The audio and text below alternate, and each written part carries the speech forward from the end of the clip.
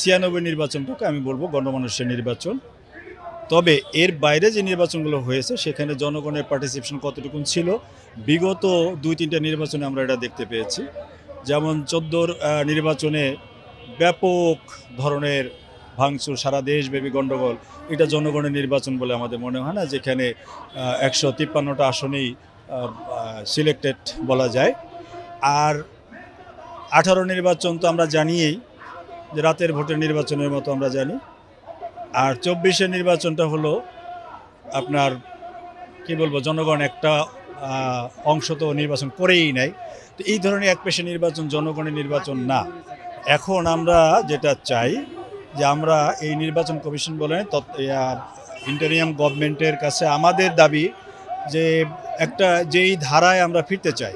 আমরা জনগণ যেটা চাই, এই দেশে একজন মানুষ জনপ্রতিনিধি হবেন, তিনি জনগণের কথা বলবেন, জনগণের জন্য কাজ করবেন। বিগত বছরগুলোতে আমরা যা দেখেছি, যে ধরনের নৈরাজ্য, দুর্নীতি, এগুলো আমরা চাই না। আমরা চাই যে জনগণের জন্য কাজ করুক, জনপ্রতিনিধিরা জনগণের জন্য কাজ করুক, জনগণের ভোটে নির্বাচিত হয়ে আসুক। যদি জনগণ ভোট দিতে না পারে, তারাও বুঝে যে আমাদের ভোট নাই, কাজে তারা যা ইচ্ছা তাই করতে পারে। তো আমরা এই সরকারের কাছে দাবি যে বিগত বছরগুলোতে যা হয়েছে তার পুনরাবৃত্তি আমরা আর চাই না।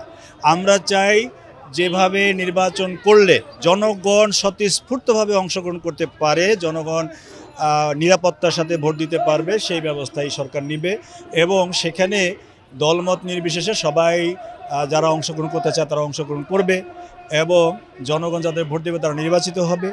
আর বিভিন্ন দলের সাথে সরকার যেই নেগোসিয়েশন করছে সেটাকেও আমরা স্বাগত জানাই।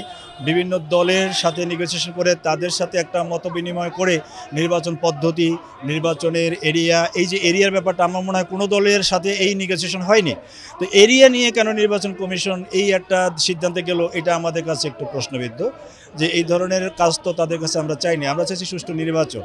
সুষ্ঠু নির্বাচনে জনগণের প্রতিনিধির হাতে দেশের ভার ছেড়ে দেখ, তারপরে যদি কখনো এটা প্রয়োজনীয়তা দেখা দেয় তারা ভালোভাবে সেটা নিতে পারবে, তারা করতে পারবে।